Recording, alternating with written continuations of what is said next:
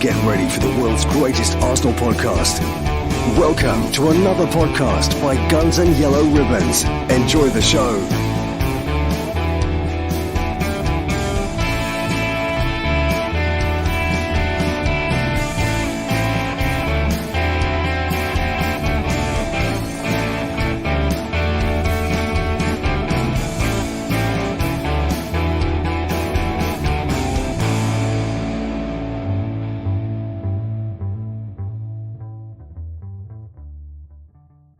Hello, good evening. Welcome to another episode of Guns and Yellow Ribbons. Different background. I'm not quite in Europe yet. Some of us are, well, the other two are definitely in Europe. And Trevor's en route. He will be here shortly. We're going to look back at a couple of victories that we've had this last week. And we're going to look ahead to our European tour. And quite a big week in football for Arsenal Football Club. Back in European football, away to Lens, and then an opportunity to capitalise, hopefully, against Manchester City, who are without a few players. Alex, you want this done in an hour? You know it never happens. It never does. But I know Trev's not here yet, so maybe we'll get it done in an hour. We might be finished in 10 minutes by the time the front door rings. Yeah. You never know. You never know. I sent my boy out to recce the accommodation because I've got standards. Dan, is it up to the standards? He's giving me cute nicknames nowadays, Alex. I'm getting a bit worried, but yes, it's very much up to your standard, Ferg. There's lots and lots of stairs, even more than PSV. So I'm sure you'll be fine. There was a bit of chat in the WhatsApp group about the number of stairs and so on, but I maintain I'm okay going up the stairs. It was going down them, and it was slippy and hot and everything else in PSV. Well, there was a bit of an admission in there as well, Ferg. Don't forget. Let's make that live. You for the first time admitted that you were drunk, and that's why you fell down the stairs at PSV. I didn't say I was drunk. Nothing to do with PSV. Ooh. Oh, listen, boys. There's more stairs here than PSV. Trust me. There is. Hello to everyone in the chat. The chat's going to be a little bit quieter today, guys. We'll be in and out of it as I bring up some things that I'm literally on my laptop, and it's all on one screen here. I don't have the multiple screens and the joys of it. Look, if you like what we do, follow us on social media, on Twitter, X, whatever you want to. We're Guns and Ribbons, and Guns and Yellow Ribbons and everywhere else. Like, follow, and subscribe what we do. We're up to 936 of you on YouTube now. We'd love a few more. Guys, midweek, there was the League Cup game, and we played Brentford away. There was no UK coverage in the UK, but you two guys are over in Europe, so you probably got to see the game far easier than us. Dan, you were in Turkey, and you, as always, were in Copenhagen in Denmark. We beat Brentford in the third round, 1-0. Back into the tie against West Ham on November the 1st, 7:30 kickoff. Bit of a change in lineup. Let's have a look at the change in lineup. And to be honest, we're not going to spend a huge amount of time on this because there are other things to talk about. So, because we want to go through the fixtures that we got in October. So the lineup that we had was Ramsdale, Tomiyasu. Let me just get rid of that off there. Ramsdale, Tomiyasu, White, Gabriel, Kivior, Jorginho, Havertz, Smith Rowe gets first start of the season, Nelson also, and a debut, number 71, great number, Sego Jr. and Eddie Nketiah. First of all, Dan, I know you were overseas. Did you get to see the game? Oh, absolutely. Don't be silly, Ferg. Don't be silly. Of course I got to see the game. I was moaning at all of the wedding party for the whole week that I had to miss being there, but there was no way I was going to miss watching it live. I met them all directly after the game to go out clubbing, but did definitely catch the game. First thoughts, Ferg, was you got all the names right there. Are you okay? I did indeed. I did. I've only had one beer. See, I'm keeping myself back for tomorrow night in Lens. Yeah, so, just got the lineup right, but got to see it. Well, I was going to say that was a name that sort of popped out unexpectedly when I was watching. He's not a player that I've heard too much about. I've seen him a little bit, I think, in like the under-21s, wherever it was. He had a few assists against Man United, but I've not seen too much of him. I actually thought he fit in quite well up until the last half an hour of the game, really. Yeah, no, for sure. What did you make of his performance, Sego Junior in particular? And then we'll talk about Smith Rowe and Nelson, Alex. Yeah, I think like Dan said, he did well, especially in the first half. I think he ran a bit out of gas in the second half. Of course, the intensity is a bit different when you go to Premier League level, and I think Brentford, they fielded quite a strong starting 11. So I think we did really, really well in that game when we look at our lineup, because there's some good players, but it's the fact when you change a lot of players and they play together for the first time. I think we did very well. It was a bright first start for us, Nelson and Smith Rowe. Both were very, very bright in the first half. Nelson, after 8 minutes, scores the first goal as 1-0. And we dominated that first half, Alex. And, you know, Brentford didn't really offer much of a challenge, but it was very much a different game in the second half, didn't you think? Yeah, I think we did well controlling in the first half, especially with Jorginho in the midfield. He was phenomenal. And it was really good seeing Smith Rowe again. I think he looked bright, as you said. Had some good moments. But yeah, it changed a bit in the second half. I think we wore a bit out, and they started to get a bit more chances in the second half. But we had Ramsdale in goal, and he pulled off some good saves. Yeah, there was one in particular that he pushed over the bar, which was Yeah, Visa. I never know if it's a. And he turned around to the crowd straight away. He does love it, and As he that's what I do does. like. That's why I do like him. Yeah. Dan, Tomiyasu played centre back.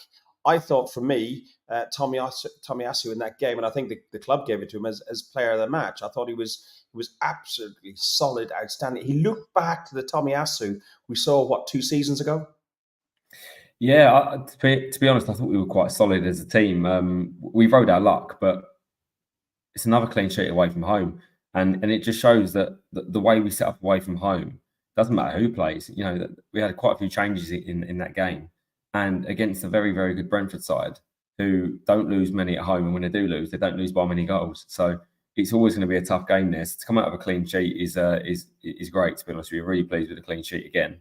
But yeah, it's a change side, it's a cup game, and at the end of the day, the only thing that matters is getting the result. So through to the next round, some players got rested ahead of the Bournemouth game, and blood in some new youngsters and some game time for the squad. So yeah, really pleased, to be honest, in all fairness. And looking at the stats on that, we had 57% of the possession. We had only 10 attempts on target on goal against their 18, which shows the domination in the second half by Brentford. But we had 3 each on target, and we capitalised on the ones that we needed to do. And as was said already, Aaron Ramsdale played out of his socks. Our reward for that is to play West Ham in the Carabao Cup 4th round, which for many will be a great opportunity for maybe to get an away ticket. I know there's a huge talk about away tickets at the moment, especially with away in Europe tomorrow night and in a couple of weeks in Seville, and later in December we go over to Eindhoven. Dan, 6,000 they reckon should be the allocation for the West Ham game. I know it's a London game, but it's going to be midweek. It's going to be just like 6 weeks before Christmas. Surely it will drop down to season ticket holders and possibly even silvers and reds. I think it will drop quite low, but I'll tell you what, I would be disappointed if those fans don't take up the opportunity after all the noise that's going on around the club. I think everyone can agree that ticket touting is what we want to get rid of, but what we don't want to get rid of is the loyal fans that have been going for years and years and years through thick and thin. And, as I said before, that there were videos of young kids dancing, celebrating at Bournemouth on the weekend.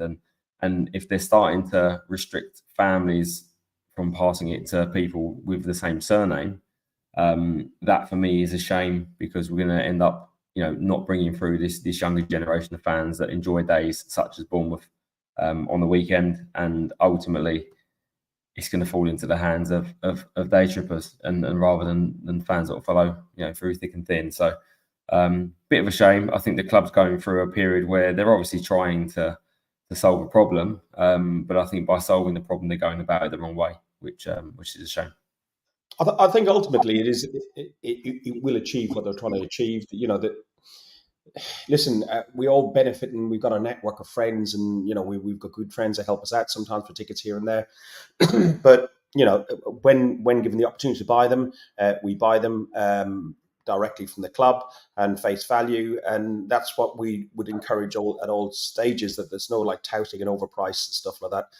But there are some people that go, very few games a year, but yet they're going to have maximum points and cherry pick the games. Good luck to them. They've done the hard yards when nobody would turn up at a wet Wednesday in Wickham and Huddersfield away midweek and stuff like that. And it takes, regardless of what people talk about, points and cartels or whatever you want, it still takes some bloody commitment to travel from one end of the country or one end of the continent to the other end of the continent to go to a game.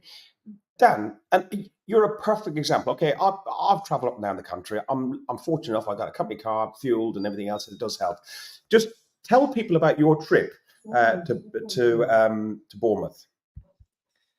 Yeah, it was a long old trip. Obviously, I've been away throughout the week, visiting friends abroad that had a wedding.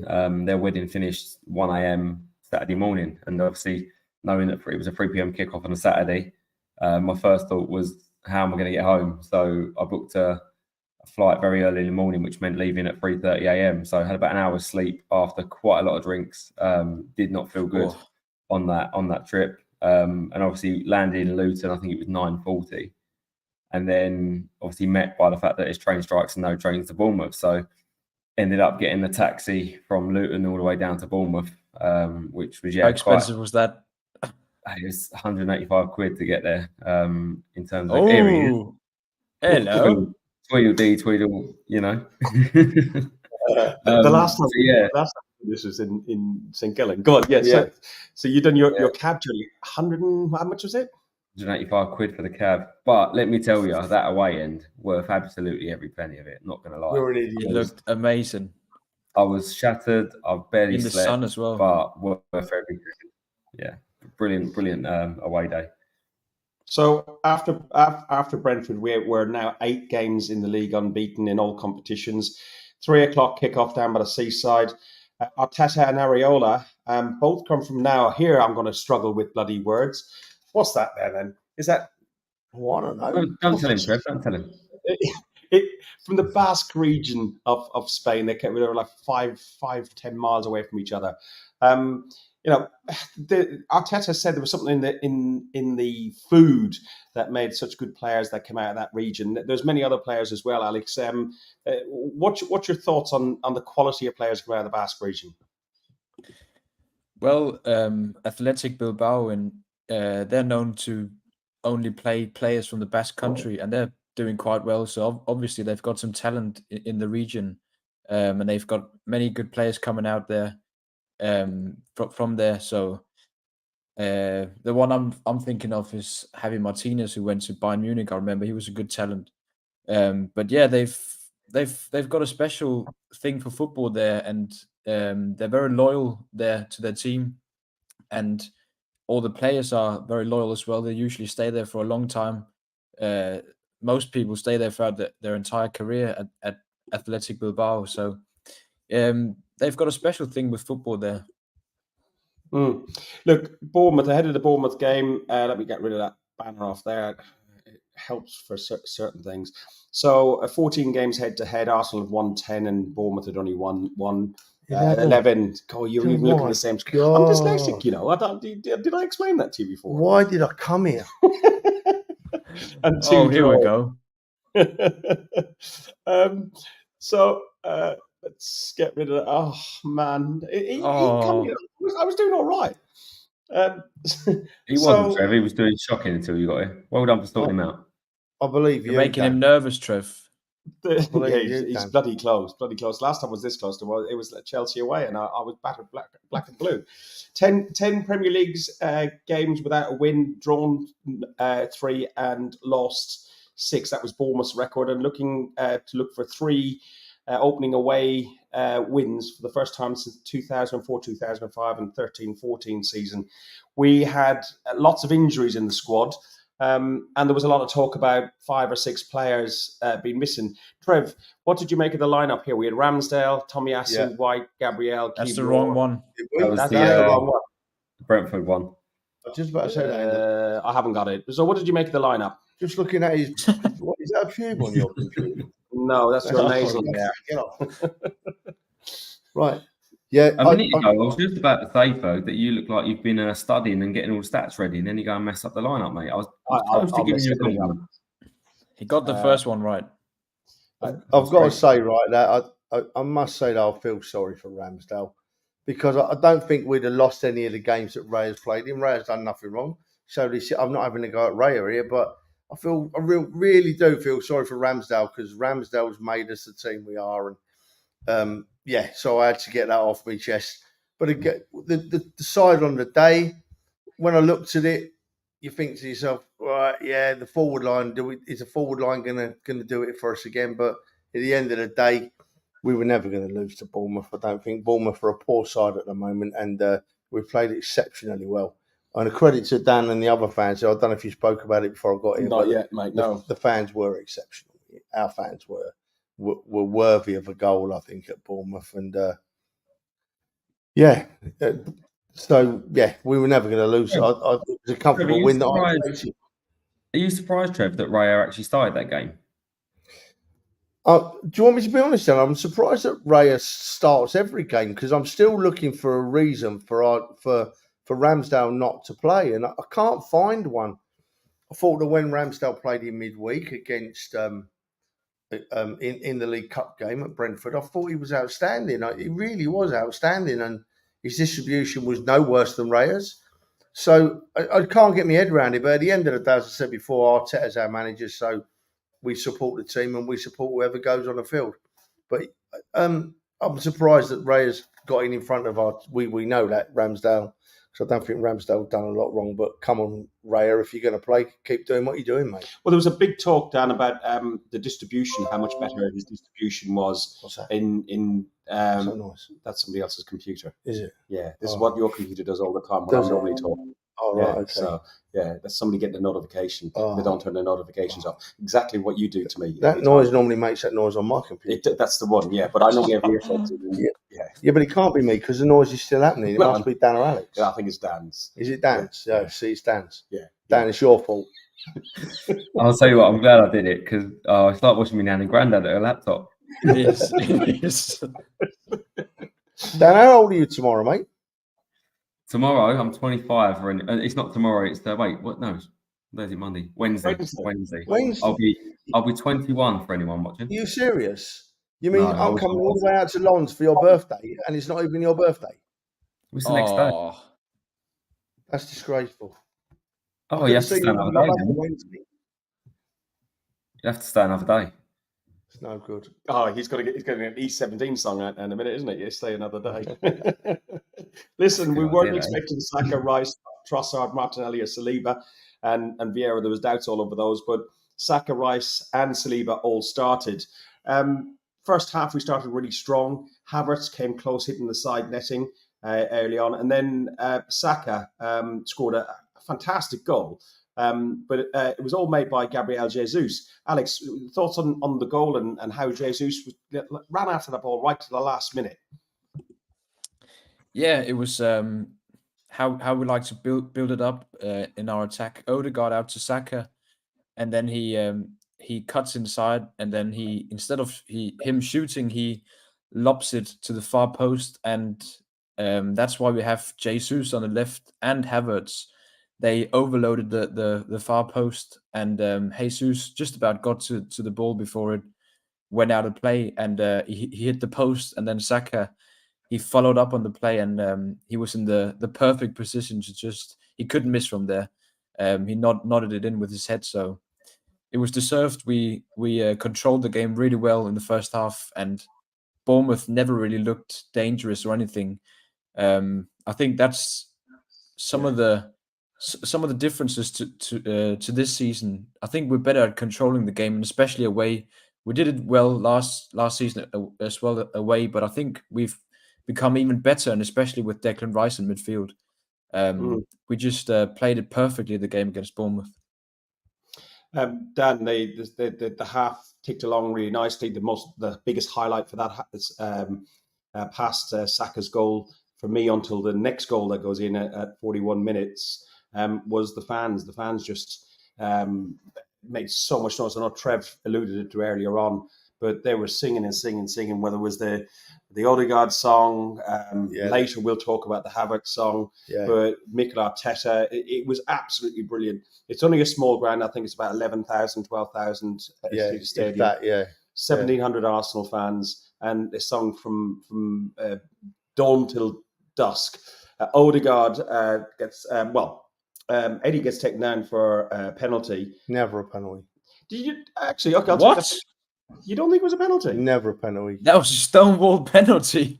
In the olden days, it was never a penalty. In the modern game, it's a penalty, and it does my head in because Eddie stuck a leg out and bought the challenge, didn't he? You know what I mean? Never true. The second one was a penalty because he absolutely how that bloke had the cheek to stand up and say, look at it. Say, look at that, because he absolutely laced Odegaard. But the first one, it was a striker's penalty. It was well bought by it. I think there's an element of. I'd say Stonewall. Would you? I thought it was a penalty. I thought he went across him and took out Eddie. There was no. He didn't get any of the ball. He didn't touch the ball. Yeah. And Eddie. It's one of those ones that running at high speed that you get clipped and you go down, and it's a penalty. You know, if you're going at that speed, it knocks you off your feet, and Eddie's got the ball first. The defender hasn't touched the ball. He's just taking the man, and I think Eddie's good at that. You know, he did that against Palace as well with the keeper, and he's nicked it ahead of him and got the penalty there. So striker's penalty then. What Eddie's foot goes to the right. It's a foul though, isn't it? It's a foul. I think it was a penalty in today's game all day long, but it wasn't like a heavy bad challenge. Now, there's a question in the chat here, and because we will get onto the Havertz one in a second. And Matt says, "Gents, can we discuss Odegaard's and Havertz penalty kicks? Their approach to stutter stop crap is driving me mad." Is that me or is that the penalties? I don't know which, but it could be both. It's probably you, Fergus. It is probably me. In fairness, it is probably me. But look, Odegaard took his penalty. He does this sort of style. And Havertz does it to a lesser degree. They stand back and they take like this type of step up, wait to see what the keeper moves, and then he took a nice blow into the bottom left corner. There's no problem with that. That's just really just testing out the keeper to see what the nerve of the keeper is. If the keeper's going to get too nervous and go, right, okay, sorry, I'm going left. I think it's good technique, to be honest with you. I mean, at the end of the day, they're slowing down. I mean, the rule is now you can't stop, right? So you have to keep moving, but you can slow down. And the closer you get to the ball, if you're then within sort of a striking length of the ball, the keeper has to make a decision to dive. And if he doesn't dive until the penalty struck, he's never going to get there. So if you put it in the corner and he's not dived yet, then it's going to be a goal all day long. So he either has to gamble or try and wait and hope that the penalty's not in the corner. So yeah, for me, I think it's just good technique. It's really really difficult to do as well. Yeah, I'm not sure about the step that Jorginho does, maybe, but even then, that puts the keeper off, and it's just. I tell you what, it's one of them techniques. Whereas as long as they keep scoring them, it's fine. We love it, right? But as soon as one of them does that and misses, it's like, will you just put your foot through the ball? So yeah, as long as they keep scoring them, I don't care. But as soon as one misses one, we're gonna be moaning, aren't we? You know what I mean? So, yeah. But if they keep scoring, that's it. That'll do for me. My beard looks nice. It's a difficult technique to execute with eyes on the keeper instead of eyes on the ball. Sorry, Alex, you're going to get a serious conversation out of him today. I don't think so. He's just driven for 2.5 It's a tough one today, especially after Trev arrives. The weather's been horrendous driving down here. Heavy rain. Now he's talking about the weather on Arsenal podcast. But you watch yourself. You just watch yourself. What was I going to say now? Oh, I can't fucking remember. And he's swearing. Look, there was 5 added minutes in that half, and then we went into second half with no no changes. But Arsenal came out of the blocks fast. And for Christie, the foul that you're talking about, fouled Odegaard. Clear penalty. And what was really nice was the whole surrounding of that penalty. So I think Gabriel Jesus was lined up to take the penalty, and that would have been the one who took it. There's one of the guys in one of our WhatsApp chat groups who claims that it was him shouting to Saka, "Let Havertz take it," and Kieran's gonna take the claim that it was him, and we'll give him that. But Odegaard spoke with Jesus, and Jesus agreed that Havertz should take the penalty. And again, the crowd, the away fans, were behind him, and you could hear them go, "Go on, go on, go on," sort of thing. But I think all of them, including myself and yourself, Trev, must have been thinking, for Christ's sake, please let him score. The pressure on the fella. There was massive pressure there, Ferg. You're right. I was sitting there watching it on the telly thinking, please. But actually, I wasn't. I was listening to it on the radio. Please put it away. Please put it away, because this is going to be awful if you miss. And he did. So let's hope it has the desired effect. I listened. There was an ex-pro on some kind of social media today and saying that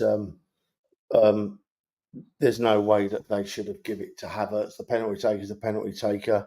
Lineker and Shearer alluded to it on Match of the Day Saturday night that, they wouldn't have given it to him, let him get on with it. And it just goes to show why them people didn't make good coaches, doesn't it? And why Arteta has, because obviously those players made that decision on the field, but they have to feel empowered to make those decisions on the field. And that's where a good coach comes in. And all credit to him. It all works out, didn't it, eh? It did. Alex, thoughts on it? And yeah, I've seen the same clip that Trev was talking about, that Havertz should never have taken that penalty. I think we have to look at Havertz as well. He's a good penalty taker. He scored 16 out of 17 in his career, and he scored 3 the last season for Chelsea. So it's not like he's never taken a penalty in his life before. So he's a very good penalty taker. And I was so nervous when he stepped up. I felt like it was his Arsenal career that was on the line. Of course it wasn't, but it just felt like if he's not going to score here, he's never going to succeed. But to be honest, it probably not necessarily his Arsenal career, but definitely among the social media. It would have been difficult to come back from a penalty miss, but he scored, and that's such a huge confidence boost. I really thought I could see the relief sort of going out of him when he ran towards the fans, and you could hear the fans cheering louder, and Declan Rice was encouraging the fans to cheer even louder when he scored, and you could just see the relief on his face. And I think even after he scored in the game, he played sort of more freely. I just hope we get an even better version of Havertz from now on. Yeah, I'm hoping so. And I think playing him for the full 90 minutes was another good thing, not taking him off too early. The 68 minutes, Eddie came off for Nelson, and Zinni came off for Tomiyasu. By 70 minutes, the Arsenal away support were doing the Olays. Now, is that a little bit too early, Dan, for you to be doing the Olays? Granted that... he started it. Dan started the Olays. Haven't you just texted us? Look. Order me a kebab, please. That's a corner. It's his computer. Everything else on mute by you. Where was I? Olays. Was it too early for Olays? You two are totally unprofessional. I cannot believe what you two are doing on this podcast. We could have been olaying after about 25 minutes. Come on, we should have been. Arsenal were playing very well, and Bournemouth didn't have any answers. So I think that I was very pleased with the performance. Yeah, it was Bournemouth. Yeah, I've already said Bournemouth ain't brilliant, but I was very pleased with the effort from the boys. Let me tell you, their chances died when their drum stopped drumming. They had their little drum going for about 10 minutes, and then they gave up when they couldn't outdo the Arsenal fans, and we just stepped it up even more second half. And I think from the 50 odd minute onwards, my vocal cords took a battering, as I think everyone else's did. And how tempted were you to climb up into that DJ booth that they've got up there and just take it over and go? Oi. I was more tempted to jump on the pitch. How close I was. There's probably about 1 or 2 meters from the pitch, and just touching distance to the players, and could have just jumped on and done a waka on there, I think. 73 minutes in, Saka's taken off, but just before that, again, he's taken down. He's absolutely slain in half by Kurza, which is it Milos Kurza, the Bournemouth player. Fergus. Kirkers, yeah. See, I couldn't get them all right, could I? Nearly. Just before you continue on there, right? Just a yes or no answer from each of you. At that point, do you think a bit earlier? Do you think Saka should have been taken off? Yes, 100%. That 3-0 up. There's no need to have him on, especially with 3-0 up of the two games we've got coming next. Yeah, he should have gone off a bit earlier, maybe. Yeah, I agree. But he's our superstar. I love him. Kirkes sounds a bit like kebab. Does. Are you hungry? I'm starving. I was going to dinner for you as well. Yeah, well, I was going to stop on the way down, but the traffic meant I was late, didn't it? I had to get here and sit next to you. Hey, I'll get you kebab shortly. I'm interested because I had that conversation with a fan sitting next to me, and they were saying, "Oh, it should be coming off. Should be coming off."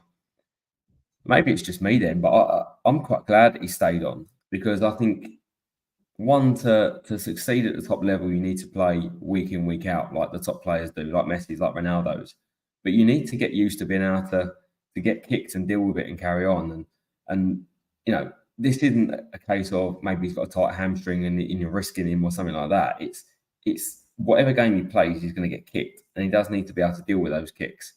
I'd like to see him play as many minutes as possible, because I think that if you really want to get him to the best of his potential at the top level, he needs to play all the time. The problem is, when he comes off, we've also got a massive drop off in the level behind him, right? So we don't really have someone that can come in and just take his place. So but when it's 3-0 up, it doesn't really matter. We don't games can change at 3-0. I think don't underestimate a Premier League team. For me, your best player stays on the pitch unless you're saying he's got a risk of injury. But you have to think of game management. We've got 3 games a week. We can't play like Saka full time every game when it's a cup game as well, or when we're got big leads against some of the like lesser good opponents in Premier League. We have to manage our players as well.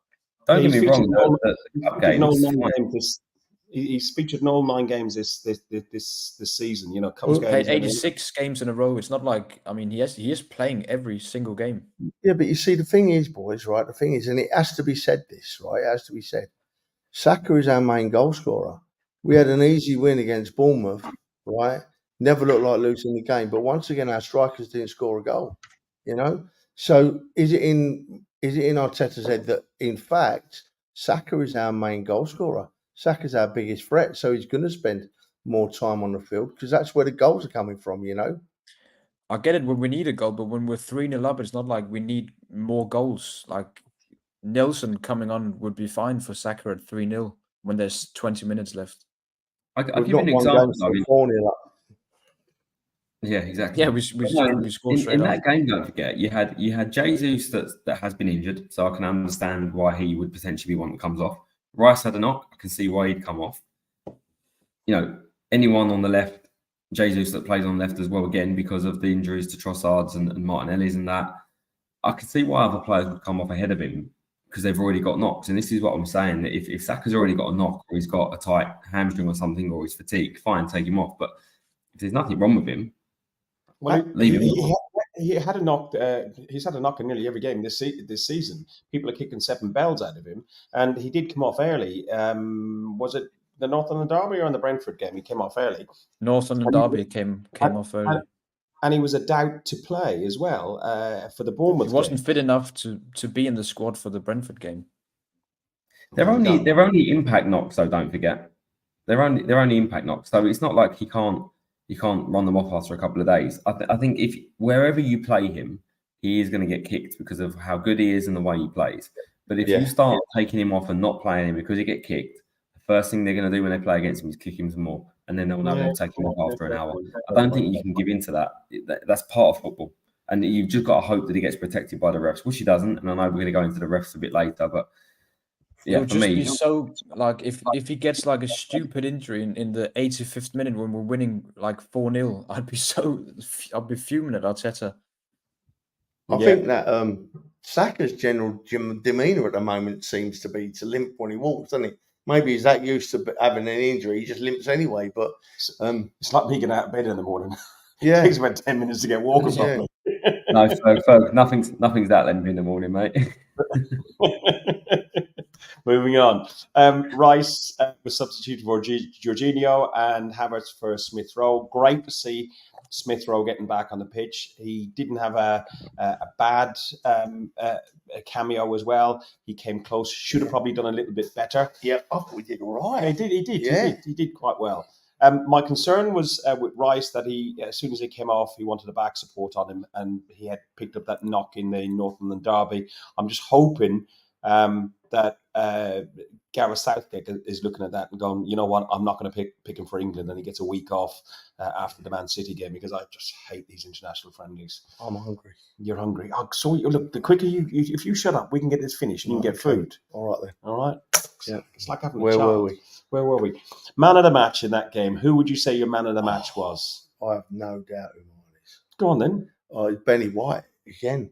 The lad just every game he just cruises through every game, and the goal was the icing on the cake. I was over the moon for him, absolutely over the moon for Benny White scoring that goal. He's our unnoticed stalwart of the modern team. I think the world of him, and I'll be over the moon if and when he signs a new contract. He just needs to play solid every week, not average solid, good solid. You know, so pleased for him. Alex, your player, the man of the match in that game. I hate that phrase. New one. I'd go with Odegaard. He was involved in everything in that match, and he was involved in with three of the goals as well. So yeah, he was magical against Bournemouth, and for me, he gets the man of the match. Have you been dreaming all day? I have been dreaming all day of a certain number 8. He was really good, and it helps when you hear that song as well. It does. Dan, your man of the match for the Bournemouth game. I'm really struggling to pick one, and I think I could talk for hours on why every single player could have it. I think control-wise, Declan Rice was fantastic in that game, as was maybe Gabriel. And it shows that 4 goals attacking play was brilliant, but we controlled that game so much, and defensively was so solid.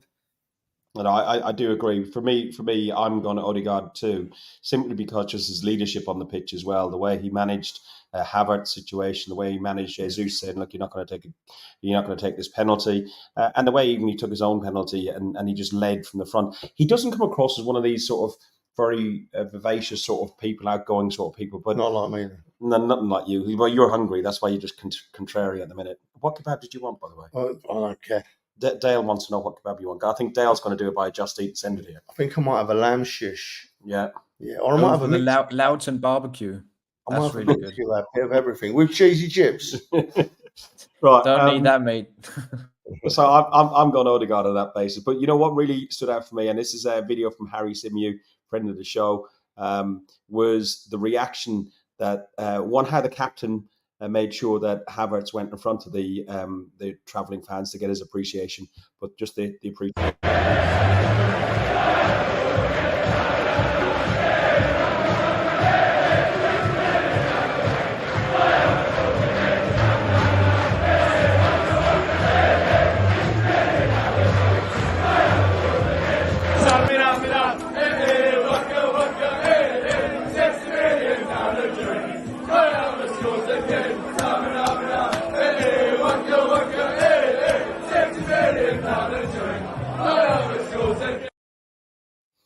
It was really good to see how he liked it, the smile on his face. I think he felt a little bit shy and awkward at one point about it, but it's good to show.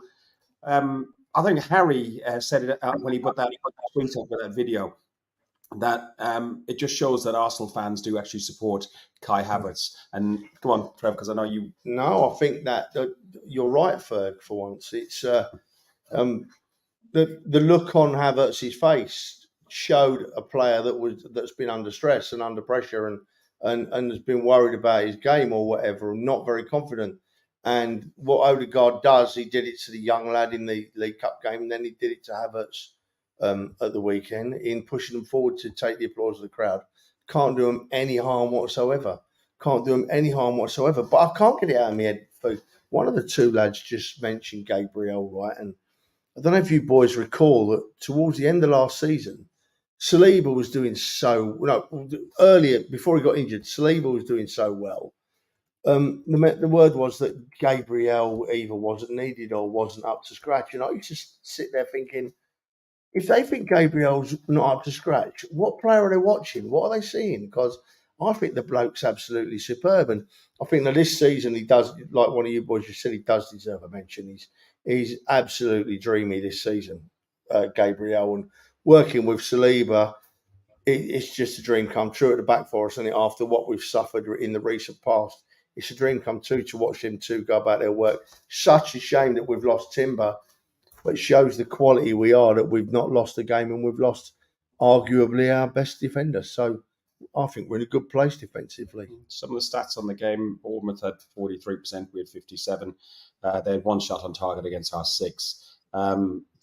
Totally dominated the game. Alex, I think you were going to come back on something on that we said then, and then also you, Dan. Yeah, I just wanted to go back on Havertz and the fans, and sort of, do you think, like, this situation with Havertz and how us fans have supported him, do you think it's a reflection of how far we've come as a fan base? Because when you sort of compare it to when Pepe came in with big price tag, and I felt like back then fans were much quicker to get on like his back compared to Havertz. Do you think that's a valid point, or how do you see it? Yeah. No, I think you're exactly right, Alex. You've hit the nail on the head, mate. What I will say is, though, when Pepe came into the side, he came into a side that wasn't performing, that wasn't putting in an effort and wasn't getting results. And the fans were of the frame of mind that we were going to struggle to get through every game. And Pepe came into that side and he lifted everybody. He lifted me. He did. I thought, we've signed this bloke 72 million. It was exciting. He's got to be a bit of quality here, you know. And then he didn't do his stuff, and the fans were quick to have a moan about him. But I think that wasn't just about Pepe. That was about the bigger picture. It was about the club as a whole, Alex. We just weren't doing it. He was probably just like a symbol of, yeah. I mean, I always hark back to it, but it is so relevant a lot of the times. The Europa League Cup final in Baku was just embarrassing how they just turned off in the second half. And that was the side that Pepe came into, you know, about that time. And the lad didn't do it, and he came into the wrong side. If a player comes in now like Havertz, the fans are on a high because the players are playing really well, so the fans are lifted. People like Dan are going there and singing their songs and lifted the fans again. Havertz is going to get a lot longer than Pepe did, and he's going to get a lot more support than Pepe did. That's just part of the bigger picture. But I hope Havertz comes through. I really do. I think if Havertz had missed that penalty and Havertz carried on past the next international break into November, still not performing, I think you would start to see some of the Pepe type noises. I think it was just he's broke his duck. Hopefully now they got his head round things and we start seeing the better side of him. Dan, did you want to follow up on that? And then we'll do the Lons game. Yeah, I mean, to be honest, I think Trev's right. I think this is more down to just how we're playing and how we are as a team. If we was in bad times still, I think they would be on his back just the same as any other player. And I think also, even in good times, if he'd have missed that penalty, you'd have seen all these Twitter bots go absolutely mad again. And I think it's just so important to differentiate the difference between these Twitter bots and the fans, match-going fans, because the match-going fans are frustrated with certain things at times, but when they're in the stands, the majority of the time they're singing and getting behind the boys, and that's the difference between fans in real life and fans on Twitter. So I hope it lifts him. Not just the goal. I don't think the goal is really that important. I think it's more the fact that he's heard the support of the fans, and he knows that the real fans are behind him. Exactly. With any player. So he nailed it, Dan. Absolutely nailed it, mate. Couldn't agree more. Hang on a minute. Are you ordering yourself a kebab as well? I've already eaten. Well, you've ordered another kebab there, haven't you? No, I've just put some bread Them and their kebab, Dan. I'm getting hungry as well now. No, Dan's exactly right. And Havertz will get all the support. I fancy him to play well tomorrow in France. I really do. I'm sure he'll play. And I'm sure the fans will lift him. If we can make ourselves heard, because it is hard to make yourselves heard overseas. The home fans don't stop from start to finish, and they're loud. And you have to sneak in a little lull and get a bit of noise in, you know. But I'm sure Havertz will play well. I'm hoping. Sorry, I'm starting to move on to tomorrow's game. Yeah. Well, that's what we are. Sure? Yeah, All look, right. look, we're here. I never read that crap. Oh, Yeah, so tomorrow night I'm hoping that Arteta does what he did last week, goes in really strong, gets us to 3 points. By the time we play 4 games in this group, I want to be safe. On the way. So yeah, let's hope he goes strong. Havertz scores a hat-trick and we can all come home happy. I'll sleep in the car on the way home. You're driving, by the way. I'm driving there and driving back. Yeah, you'll sleep everywhere. Yeah. I order his food, everything else. Question in the chat: are we in Lens yet? Dan, you're already there, and you're doing the recce, and we'll be getting out there tomorrow. So indeed, flags flying high around there. Yeah, tomorrow morning. Tomorrow morning. That's what I said. We're getting that 9 o'clock train, aren't we? No, we're leaving here at 7, so we'll get the 10:20. Right. So yeah. Yeah, so Lons, what are you expecting? What do you expecting team-wise? Hey, you got money. What we expecting team-wise? Hang on. What have I just seen going on there? Money. Bloody hell. I know it's a rare thing. And it's only ought to be a small one. Ferg, you've got a guest, and you've just taken money off a guest. I haven't. I don't mind. I'd order Trev. it anyway. So. Trev, you give him stick after this. So, yeah. He ain't having none of my kebab. I don't want any of your kebab. Well, you ain't getting any, so don't worry about it. So, what's your thoughts on lineups? Do we go as strong as we can? Do we do what Trev said, Alex? And do we go all out to try and maximise, like, get qualified in the first 3 games? 4. Yeah, I mean, like we spoke about earlier, there's never any easy games in Premier League and even more so in Champions League. So we need to put that first place to bed early and get as many points and wins as possible. So yeah, we go strong tomorrow. That doesn't mean we don't rotate any players because we've got strong players on the bench as well. And if certain players are coming back from injury and ready, which it seems like from the training pictures today, there was only Martinelli and Timber missing. So it seems like everyone's getting back from the injury and fit and ready to play. But I think we have to keep in mind that we have a very important game next weekend as well. So, but I think we should start strong and then manage the game from there. But yeah, I'd go strong. And more question for housekeeping and stuff like that. So should it's an 8 o'clock kickoff and it's a school night and everything else. Should young Gooners be staying up late to watch the game? First away Champions League game in 7 years. I mean, there's only one answer to that. I don't know how to even to swing it. I mean, that's not even a question. I remember watching it as a kid. Just checking because Dale's had his Facebook hijacked by his son Oliver, and we just want to make sure Oliver stays up, and we want to say hello as well, Oliver. You all right, mate? Hello. You absolutely have to stay up and watch it, Oliver. And if your dad tells you not to, you tell him Capo said it's all right. You can stay up and watch it. Exactly. What you say to me is go to bed. Go oi oi oi. Oliver, you can stay up till midnight, son. You stay up till midnight, right, and watch it all and the bits after it as well, and man of the match and everything like that. Then come back on next week and tell us what you thought about it. Yeah.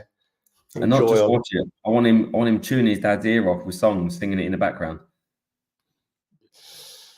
Kevin is saying deal with one game at a time. We are, to be honest, Kev, we're trying to deal with 4, and I'm trying to deal with this guy who's starving sitting beside me, and he's arrived up late. He's not actually interested in the podcast at all. He's just interested in his Kev, I'm hungry. Kev, I'm starving, mate. I'm absolutely starving. It is right, like one game at a time, but we're going to win them all anyway. So, do you know what? This is the one time I'd caveat that and say I'm not 100% sure. Right? In every other case, I would absolutely say one game at a time. You're all right. It's Champions League, and it's so important. And don't get me wrong. If a player is fit, you 100% go as strong as possible.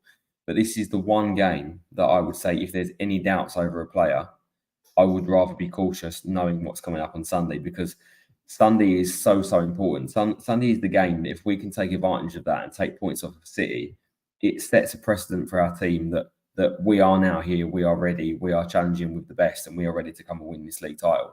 And to take points off your direct rivals. Years and years ago, Arsenal, Man United, the game that decided the title was against Arsenal and Man United.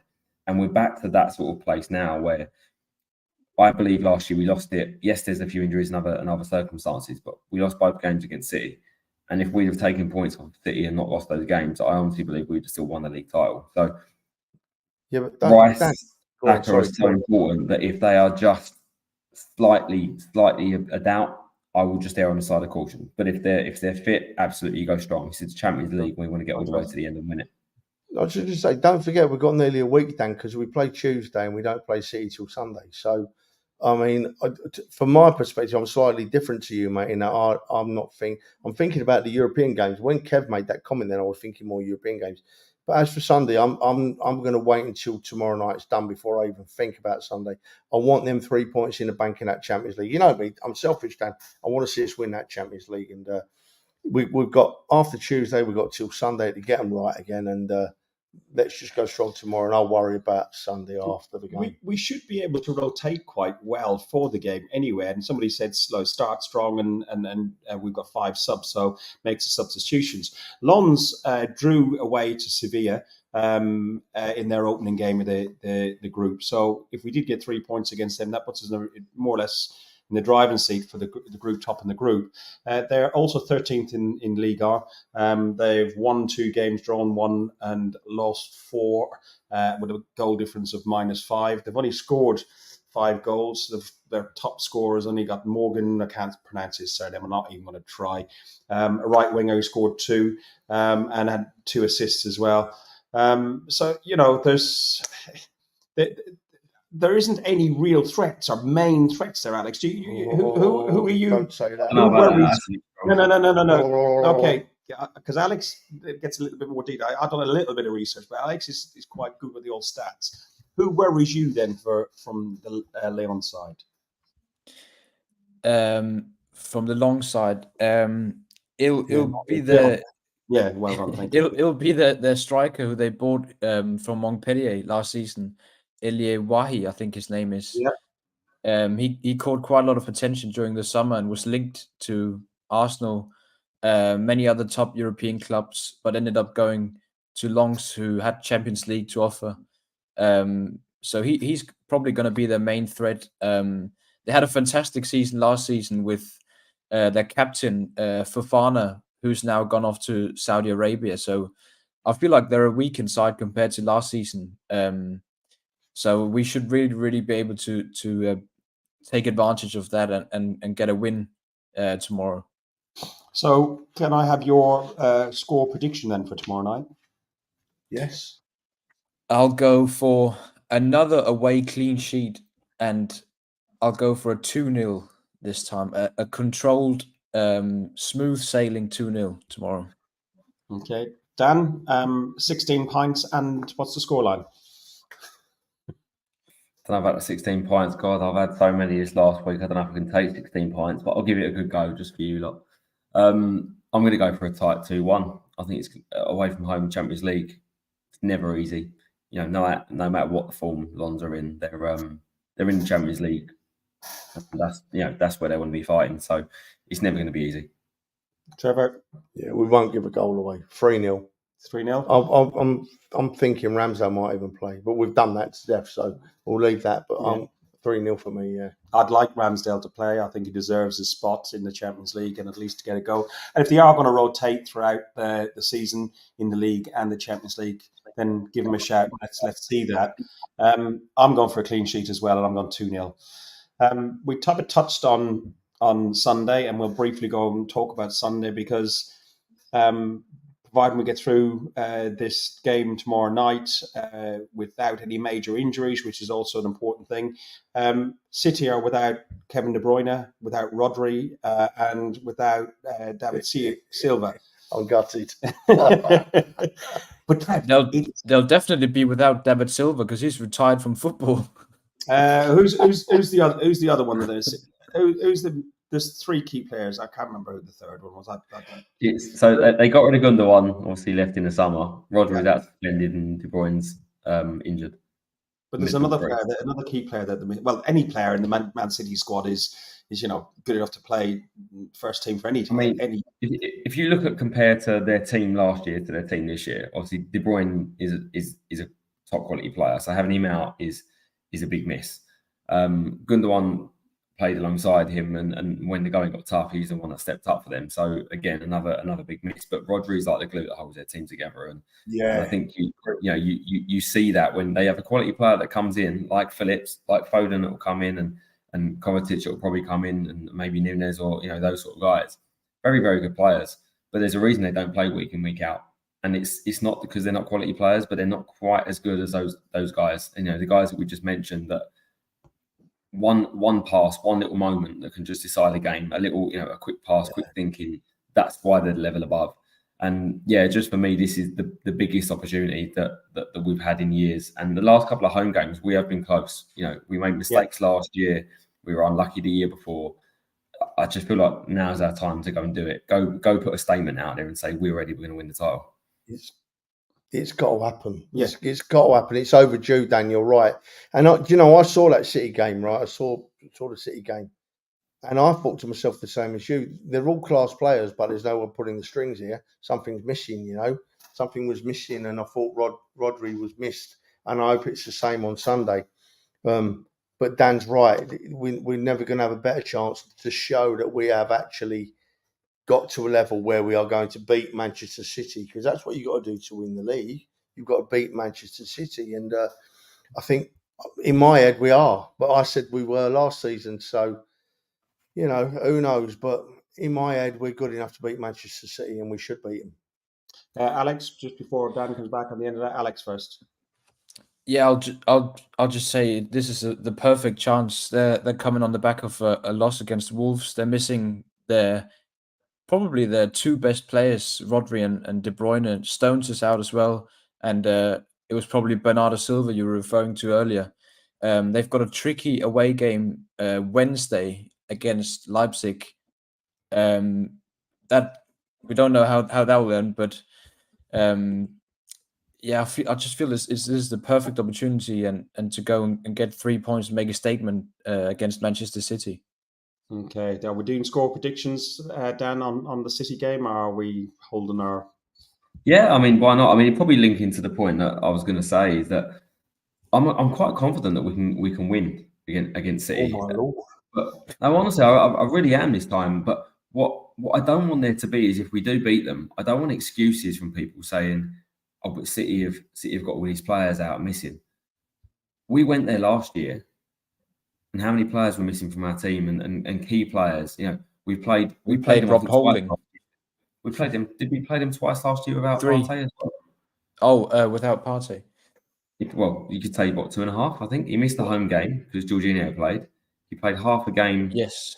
In the cup game. I can't remember. I don't think, did he play in the second game? But obviously we missed Saliba as well. We missed key players in big games against City, and there were no excuses for Arsenal. There wasn't, we only lost because we had players out. We lost because City is so good. City have got quality players who will come in. I don't think they're as good as the others. But if we beat them, I don't want them making excuses, because that they will have more than enough to come here and play us. So I'm going to go for 3-2 on Sunday. 3-2. Wow. Alex? Oh, I don't even want to think about it. I'm going to be so nervous as well. But was that the doorbell? No. I'll go for a crazy 1-0 win late in the game. Okay. What are you going for? I think we're going to beat them 2-0. I don't think they're going to score. We're going to beat them 2-0. Hope so. I'll tell you for why, right? Because people, and people don't, in fairness, never underestimate how much Saliba cost us last season getting injured. In my mind, it cost us the league title, quite possibly, even likely. And Saliba back against Manchester City, that one player in our defence, alongside the rest of our defence, having that other one in there, Saliba, makes us a totally different proposition. And I honestly think we're going to beat City. We're going to beat them by 2 clear goals. And I'm going to go 2-0 for it. I'm going to go 2-1. I just can't see where we're struggling to keep clean sheets at home. But you know what? The biggest, most important thing, and the biggest challenge that we've got. Well, the point of VAR is to stop those situations that I used to face when I made a decision on here, got into the dressing room, looked at my phone and thought, oh my goodness, how have I missed that? That shouldn't happen now. The VAR's there as that safety net. But what I don't want is situations where, there's some situations that could split opinion 60-40, not only in the public, for you guys, for the players, the coaches, also for the officials. And one VAR in 1 week will recommend a review, and in the same week a different one won't. And I think that would create a situation where people lose faith in what it's for.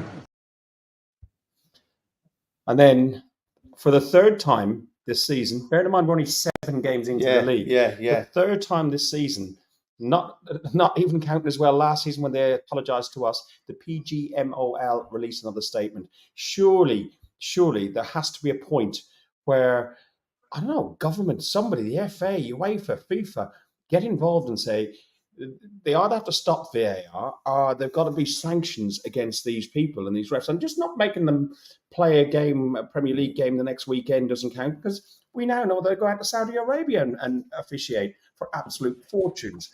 I'm conscious that his kebab's turning up. I'm conscious that you want to go at 8 o'clock. Trev, your opinion on it? I'd actually written down some notes on this, Fergus, because it gets my goat up. I put a post on social media after the game, after it happened. And in the heat of the moment, I said, until it can be used properly, because it works when it's used properly, until it's used properly, it's got to go. And it started a massive debate. There was only 1 or 2 that got a bit abusive, but it started a massive debate and they're right. They were right what they're saying. If we get rid of it now, it just pushes the corruption back where it was before, because don't have any doubt, right? The Mike Riley game, right, against Manchester United, no referee could be that bad. So there's something going on, and we need to make a change to it. But VAR and this particular game, right? They've said in a statement, haven't they, that they thought that the goal had been given, so they said correct across the VAR waves. But then they saw that the kickoff had taken place. And once the kickoff has taken place, they can't call it back. Absolute crap. If it's a clear and plain error like that we all saw, we didn't need VAR, did we? We could see it with the naked eye. If the game's kicked off for 2 seconds, you buzz the referee, say, stop the game, it was a goal, and nothing is lost. They've kicked the ball off, and that's it. It ain't the end of the grow a pair of balls. But I'm sorry, boys, no one is ever going to tell me that these VAR officials can be that bad. They're not. People can't be that bad. I could go in there on 15 pints and do a better VAR job than that bloke did in the Liverpool-Tottenham game on the weekend. They can't be that bad. I can't believe it. There's some kind of corruption. It is not competence. I'm absolutely certain it can't be competence. Really can't be competence. It must be something else, because nobody can be paid that much money, be full-time employed, be studying it all the time, and not be able to draw a line in the right place and say to the referee, stop the game. It was a goal. It can't be. I'm sorry. I'm not having it. Well, what was it, Howard? What did he say, Howard Webb? He didn't want us to lose faith in what VAR was, what the purpose was. I feel like we're in a place now where we're starting to lose faith in the integrity of the sport now. The integrity, and we've always been very careful about how we said this. We've used the opportunity to compromise the game. We've used very other words rather than the direct words that Trevor was saying. You're saying like using the word of corruption, using the words of integrity in the game that you said, Alex. And Dan, your opinion on the debacle, and we will go to a close because you've got beer to drink. And honestly, how big the game is, the amount of money in it, I don't believe for 1 second that there isn't anything monetary involved in some element of the game. But I think Alex is spot on in terms of the integrity of the game that's been compromised. And I won't be drawn too much on the VAR. I think you guys have mentioned it, but I'll draw back to one game, Arsenal 2, Sheffield United 1 in the FA Cup, when we said, let's replay the game because we had a goal that we shouldn't have had a goal. And if there's any integrity left in the game, Spurs, here's your time to step up. You know what to do. Off replay. What about the Brentford game? What about the Brentford game for us last season? Exactly. I agree. I mean, the same thing. The same thing. Maybe the clubs have to step in here and say, we're going to do the right thing if VAR can't. I think it's getting to a stage now, and this is where my opening gambit about after Howard Webb's little bit of a speech and button up that apology.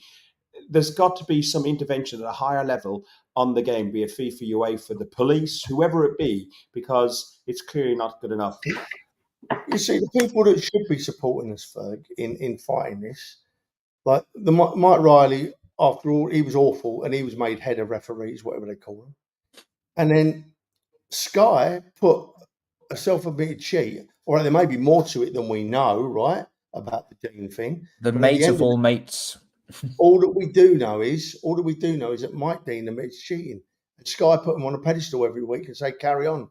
So they're not helping matters. They're not helping matters, not in the slightest. It needs to be solid at all levels, coming back on this. And at the end of the day, if you've not got VAR and the referee makes a mistake, no matter how bad it is, you can always think in the back of your head, was it human error? Is he that bad that he's made an error? You know? You can't do that with VAR. That couldn't have been an error at the weekend. And as someone rightly put in the comments, there's not one of them in VAR. There's two of them in there now. Yeah, there's even an assistant. Yeah, made that mistake. I can't believe it.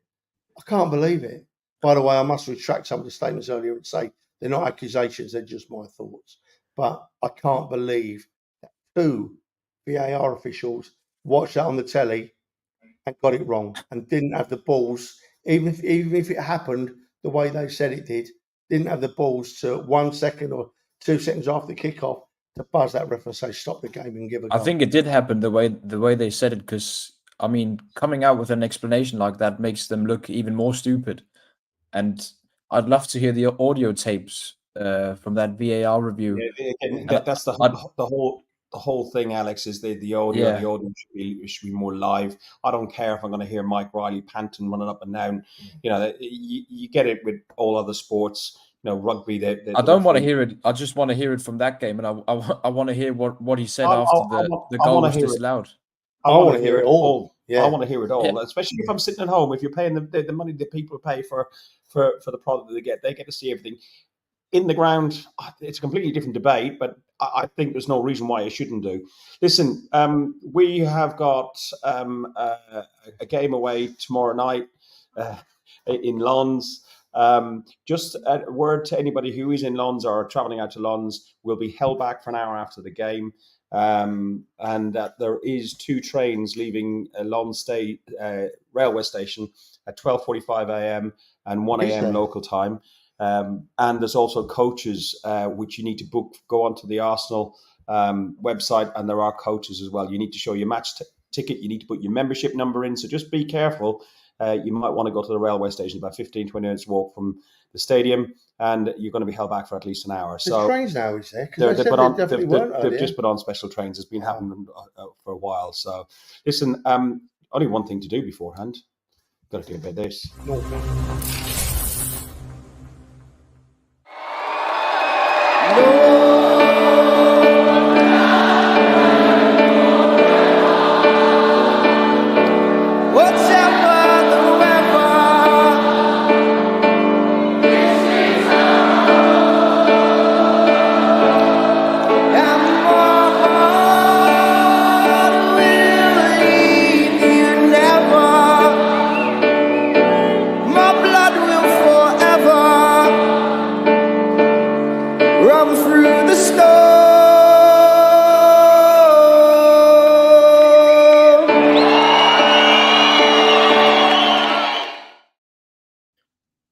And see you in Lons tomorrow then, boys. See you in Lons. Yeah, I can't wait for Seville now, because our Alex is coming as well. It is. So, yeah, but let's get Lons done. Check out that Irish bar. Let us know what it's like. We'll chat to you in the morning, Dan. Take it easy. Keep safe out there. Take care.